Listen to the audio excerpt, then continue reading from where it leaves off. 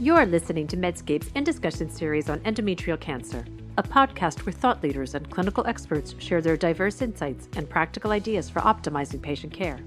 This series is hosted by Dr. Ursula Matulonis, Chief of the Division of Gynecologic Oncology at the Dana-Farber Cancer Institute and Professor of Medicine at Harvard Medical School. She is the first recipient of the Brock Wilson Family Chair at the Dana-Farber Cancer Institute. She co-leads the Gynecologic Cancer Program within the Dana-Farber Harvard Cancer Center, the Ovarian Cancer Specialized Program in Research Excellence, SPORE grant, from the National Cancer Institute within the Dana-Farber Harvard Cancer Center, and an NCI P01 program project grant that is focused on targeting replication stress and high-grade endometrial cancers. Relevant disclosures can be found with the episode show notes on Medscape.com or the Medscape app. The topics and discussions are planned, produced, and reviewed independently of advertisers. This podcast is intended only for U.S. healthcare professionals.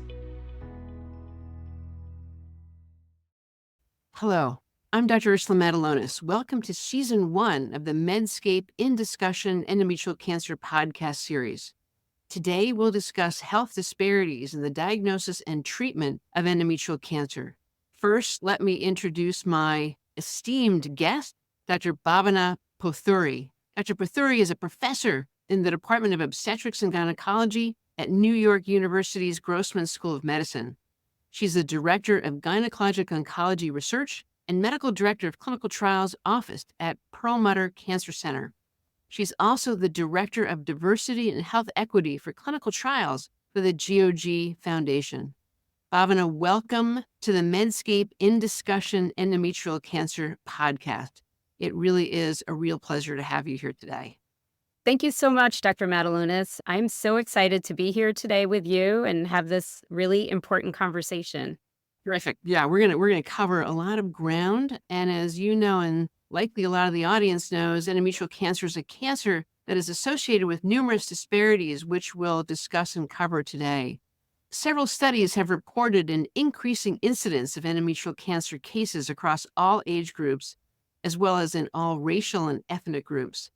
A recent 2023 paper from Lahua et al.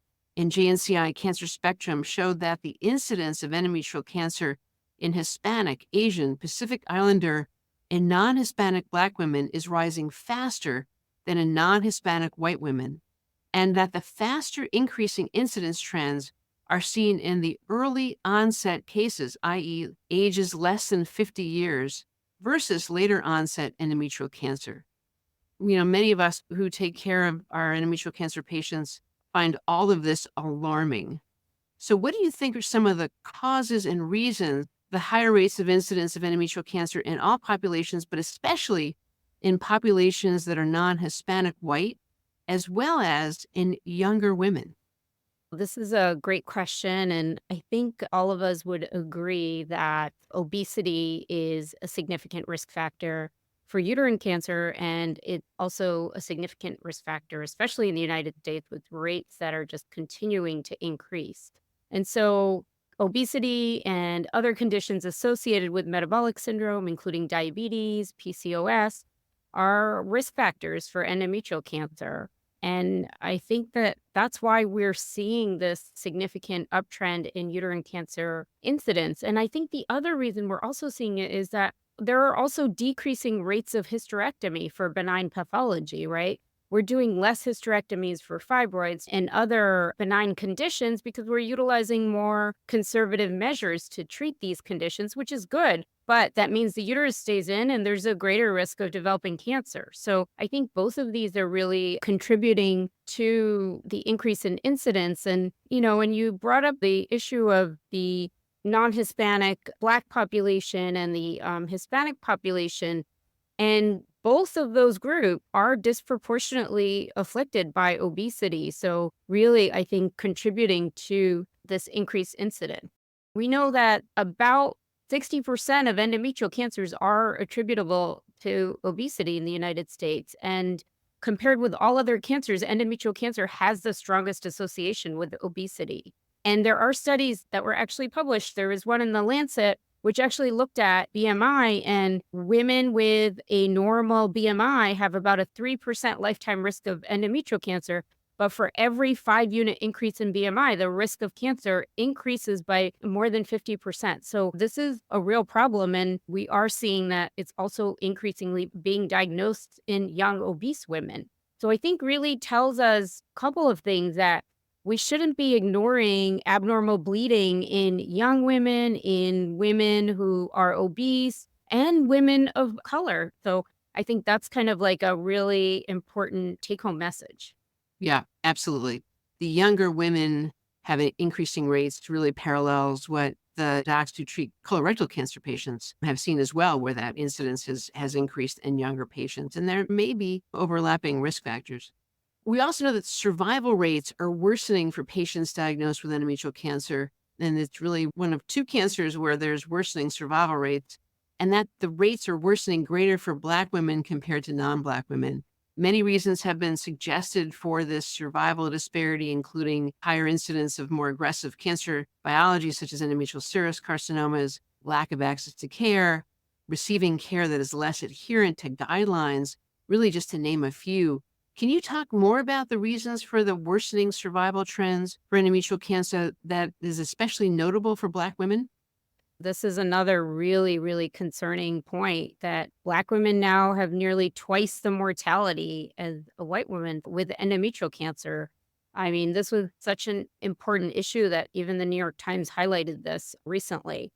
And while we do see rates of endometrial cancer mortality increasing among women of all backgrounds, we've seen it most sharply among Black women. We have to really keep in mind that Black women also have higher hysterectomy rate than white women. And even when we adjust for those hysterectomy rates, we still see this disproportionate rise in endometrial cancer incidence and mortality. We already talked about obesity and how both Hispanic and Black women have this higher incidence. But I think that when we talk about the more aggressive histotypes that Black patients are at greater risk for, these are not related to obesity. And probably we're looking more at tumor biology there. And when we're looking at serous, carcinosarcomas, and clear cell cancers, we're really looking more at molecular differences. And my former fellow, Dr. Olivia Laura, actually presented at SGO a few years back, but really looked at our NGS testing in advanced recurrent endometrial cancer patients. And then what we found was, when we looked at the endometrial cancers, we found that Black patients comprised over a third of carcinosarcomas and almost 50% of our serous cancers. And then when we actually looked at those serous cancers, we noted that they had more CCNE amplification in Black patients, and that was like 38% versus 0 in white patients.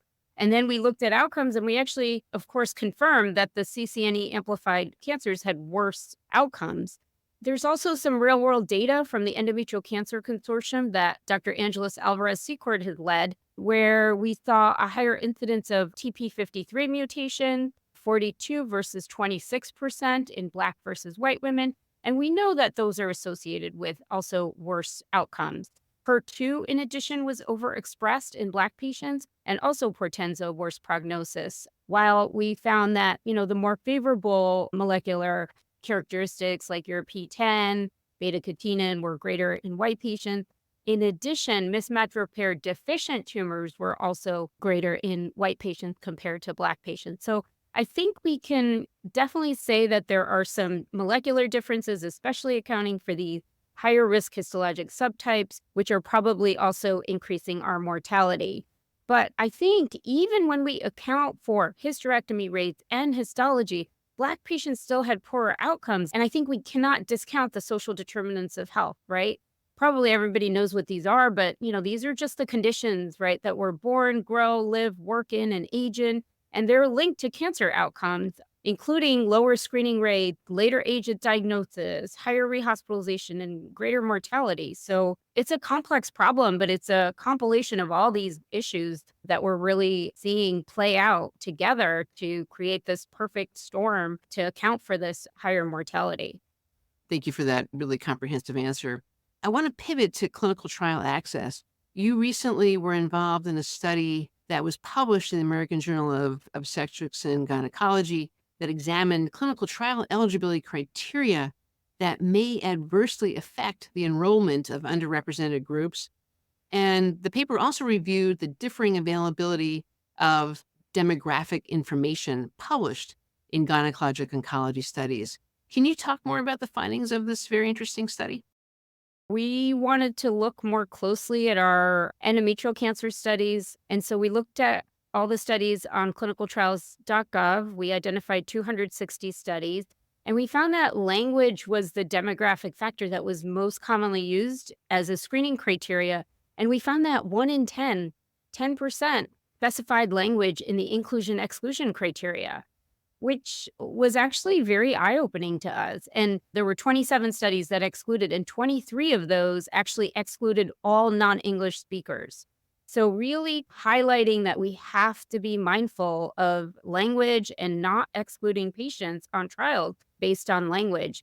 And then the other thing that we also found was that demographic information, including race and ethnicity, was omitted in more than 40% of published endometrial cancer studies, which also was mind-blowing because we don't even know which population we're talking about that's benefiting from the therapies that we're studying if we don't include them in our demographic tables. So I think this was really eye-opening.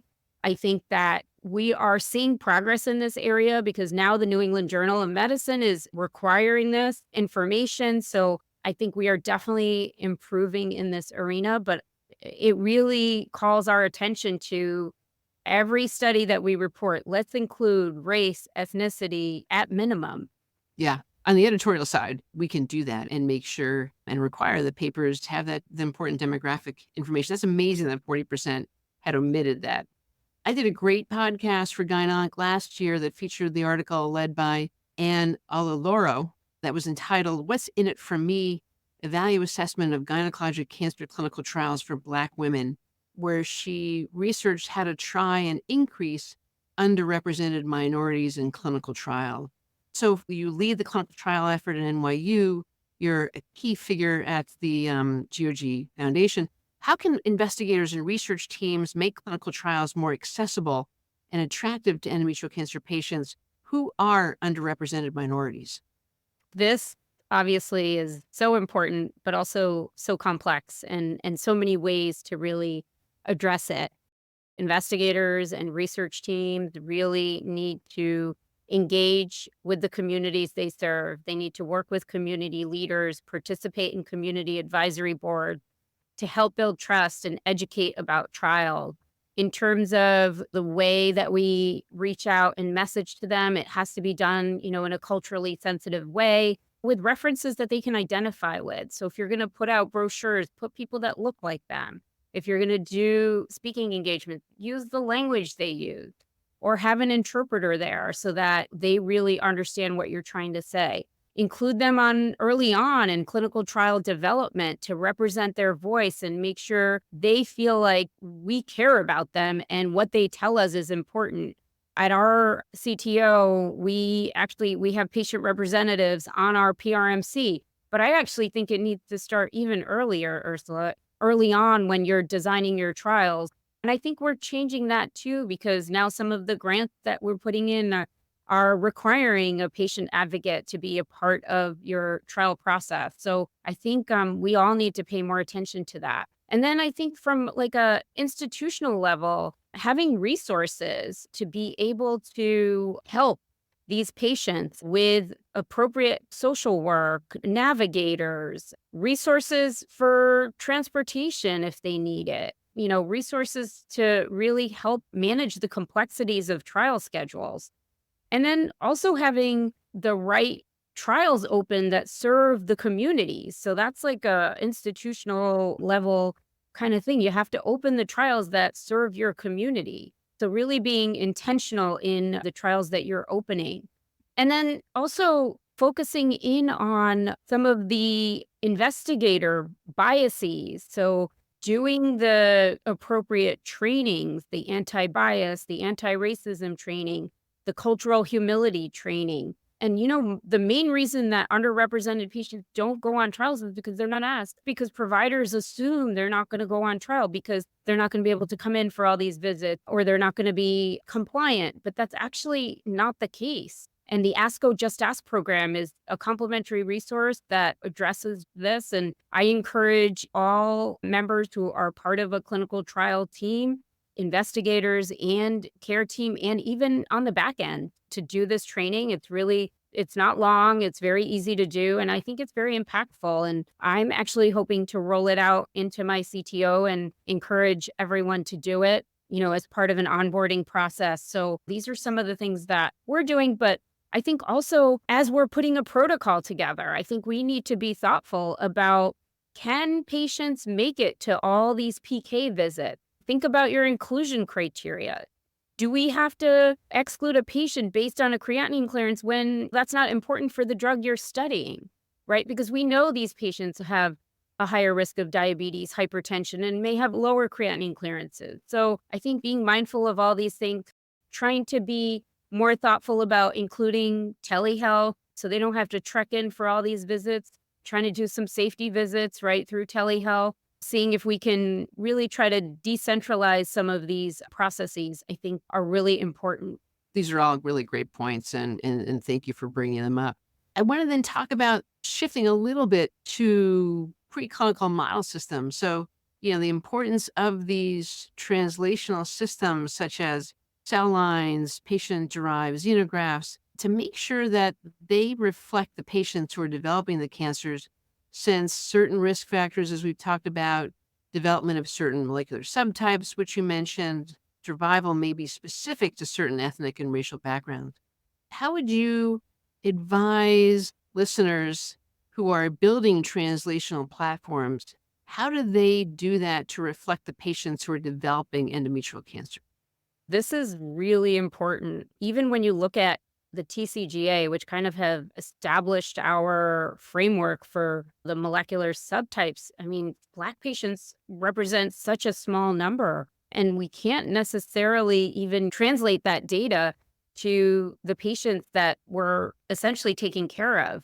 I think that we need to be very intentional in our biobanking, and any patient I see, especially if they're underrepresented, I make sure that I personally ask the patient to participate in our tissue acquisition protocol. And then I make another phone call when I'm in the OR. I call Carrie Hacker, who's our MD PhD, who's doing this work. And I'm like, Carrie, I just did this case and I just sent the tissue. I want to make sure you get it. I think we have to develop processes at each of our institutions. I think perhaps we need a national biobank and repository where we can send, especially some of these more rare histotypes, so we have a good number of them to study. But I absolutely agree, without having these specimens and being able to create these models where we can test these early on, we're going to continue to exacerbate disparities. And so I 100% agree with you. And just my example of the CCNE1, we have targeted therapies with WEE1 inhibitors. And if we don't include Black patients in those studies, we may never see a signal. We may never move these agents forward. And then you're just exacerbating the disparities. But we have to understand what those differences are, what those molecular differences are, and really have models that we can study these in. So you're absolutely right. And I think if we can somehow set up a national repository, that would be incredible. Obviously, in the meantime, we're all working to do it in our own institutions, paying careful attention and taking that extra few steps to make sure you get those tissues are important. Yeah, I think that increased collaboration is actually a great idea. And I don't think we do enough of it. And I think this is a really important area. Anything you want to add that you are doing at NYU to increase access to care and clinical trials of underrepresented minorities? The one thing that I would say that we recently rolled out, which I think is also super important, is really desegregating care. So we have now gone into the community. NYU, we now have 3 sites. We have NYU Manhattan, NYU Long Island, and we have NYU Brooklyn. And NYU Brooklyn is actually an area with a very high proportion of young cancer patients. And so we made it our mission to really develop an infrastructure for clinical trials out there. And so that's been something that's been really rewarding for me to see grow. We started out with one surgical trial, the ROC trial, to serve our cervical cancer patients. And we were able to really do a great job in enrolling to that trial and setting up the workflows. And now we are starting therapeutic trials with IP and all of that. So I think really thinking about where you work, where the patients are, and making these trials accessible in their own neighborhoods and homes is going to be another critical area that we can work on. Another important disparity related to endometrial cancer is National Cancer Institute funding for this cancer. And if you scroll through the NCI website and look at the research dollars that are listed for the 17 cancers listed, endometrial cancer is number 17. How do we get funding increased for endometrial cancer, and how would you recommend that this happen? Such a great point, Ursula, because without the research funding, we're not going to be able to improve outcome. And this is a critical problem that we have. So I think we need to lobby. We need to continue to message the increasing incidence and mortality and the disproportionate funding, right? Endometrial cancer is soon to overtake ovarian cancer mortality, and our funding needs to help us really address this problem. Obviously, partnering with our advocacy groups, partnering with SGO, ASCO, AACI, AACR to lobby is really important. I'm on the board of SGO, and last year we did a fly-in. We advocated for the Diverse Trials Act, which I think was really cool. And I know Dr. Alvarez Secord, as past president of SGO, actually I was talking to her at ASCO, and she's prepping for a congressional briefing on increasing endometrial cancer research dollars. So discussing this very issue, and I think we need to keep messaging this important need. That's great. Thank you for all the work that you're doing on this. Anything else that you'd like to add to this discussion of disparities in endometrial cancer? I think from a clinical trial standpoint, ask every patient about trials. You will be surprised how many will be willing to participate and comply with all your trial procedures. So that would be my one take home. And we need to continue to discuss disparities and continue to highlight them, because if we don't, we're never going to make progress. Bhavana, thank you so much for all your work, your insight, your knowledge, your expertise in this area, and really for all you do. It's really remarkable, and it's always an honor to see you and talk with you. So thank you so much. Thank you so much, Ursula. It's really always incredible to have these conversations with you. I have so much respect for you, and, really to help get this message out about diversity with you has been tremendous. So thank you. Thank you. So today we've talked to Dr. Bhavana Pothuri about what disparities exist and why for endometrial cancer, how investigators and research teams can make clinical trials more accessible to endometrial cancer patients, the importance of having experimental preclinical model systems that reflect underrepresented minorities, and what Dr. Pothuri does at NYU to increase access to care and to clinical trials of underrepresented minorities. Thank you so much for tuning in. Please take a moment to download the Medscape app to listen and subscribe to this podcast series on endometrial cancer. This is Dr. Ursula Matulonis for the Medscape In Discussion Endometrial Cancer podcast. Thanks for listening to Medscape's In Discussion Endometrial Cancer podcast series with our host, Dr. Ursula Matulonis. Be sure to look for more In Discussion episodes wherever you get your podcasts. Check out medscape.com or the Medscape app for show notes, links, and more information on endometrial cancer.